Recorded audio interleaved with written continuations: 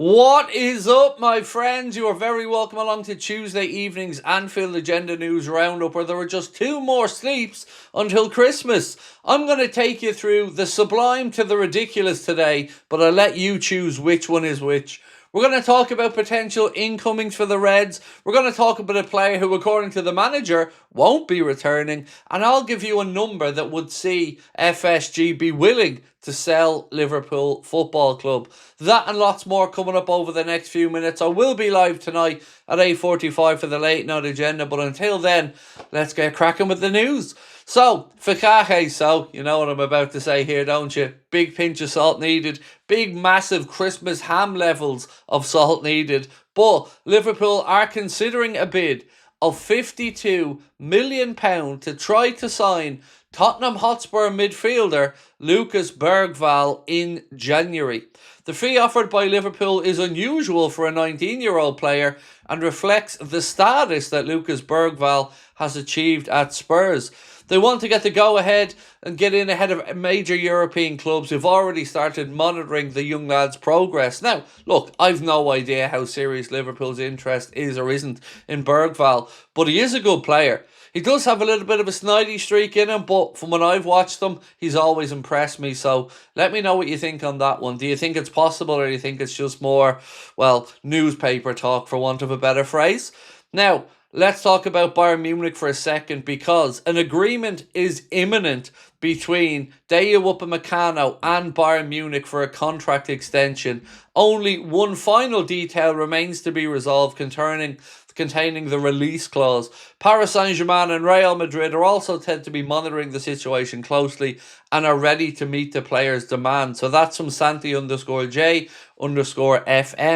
Now, what that means potentially for the future of our own centre-back Ibrahim Konate, I really don't know. Real Madrid have always let it be known, or at least recently, they're not interested. Bayern won't need one, so maybe Liverpool could look at the likes of Nico Schlotterbeck. Nothing in the media lately to suggest that, but if Dayot Upamecano is going to stay at Bayern, well, that's one less avenue probably for Ibrahim Konate.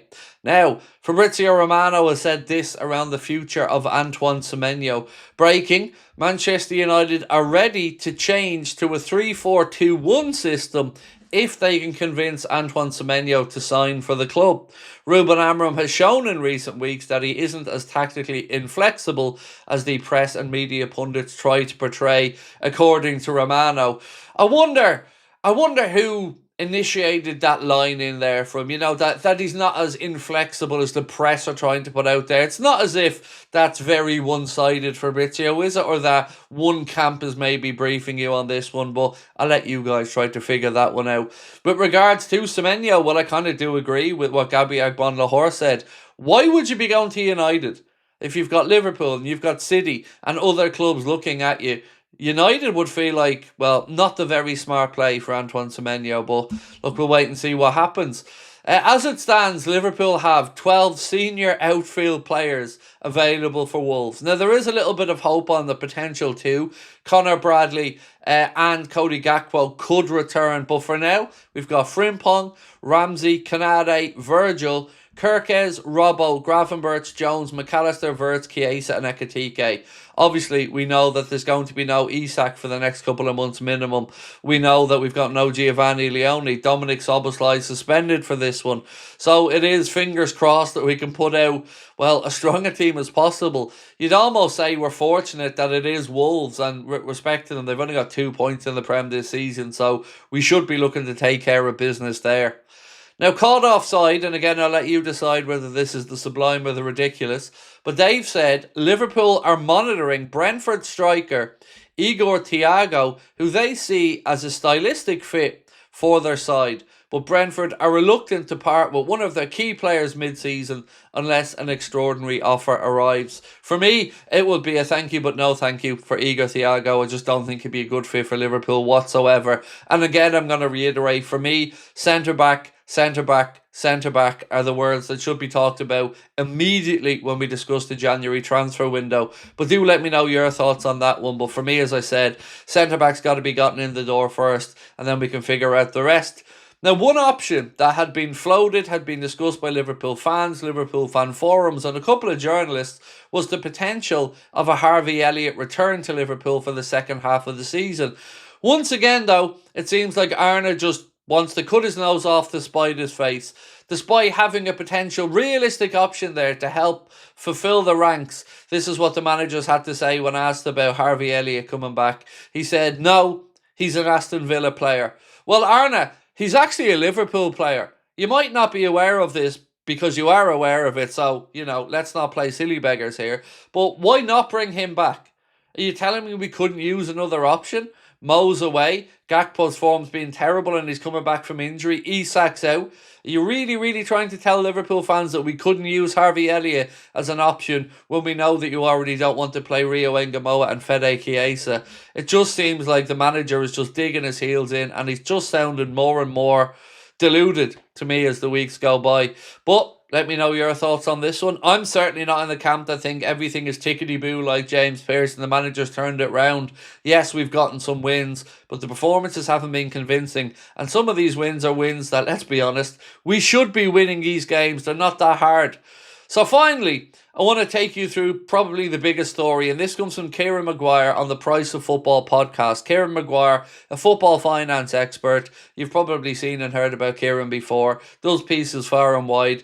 This is what he's had to say about FSG and the potential of selling Liverpool Football Club.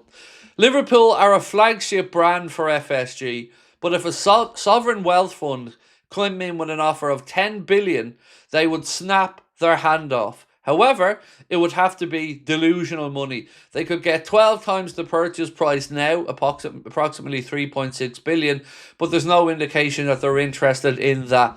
So there is a number, but it's a silly number. And do you know what stands out to me in that? Sovereign wealth fund.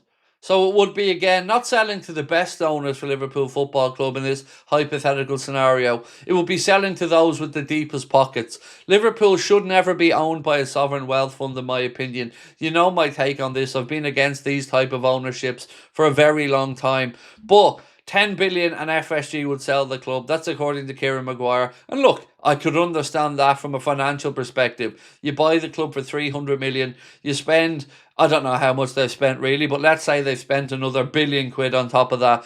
Then here we are, potential 10 billion to sell it. Let me know your thoughts on it, because somebody could come in with that type of crazy valuation. You never know in this day and age. The way the world is, anything is possible. But I personally wouldn't be happy with a sovereign wealth fund owning our football club, especially with the roots that the football club has and it being based in those socialist roots. But I want to know your thoughts on it. So I'll see you back here tonight at 8:45 for the Late Night Agenda. We'll take you through all of these stories and more, but most importantly, we'll find out what you guys think about the subjects. Thank you so much for watching. We do appreciate your continued support of the channel. I'll be here tonight. I'll be here on Christmas Eve. I'll be here late on Christmas Day. You won't be able to get rid of me over the festive season, my friends. But to each and every one of you, thank you for your support. Much love to you and all of your families. And if I don't see you before then, a very Merry Christmas and hopefully a happy 2026. We'll talk soon. Bye-bye.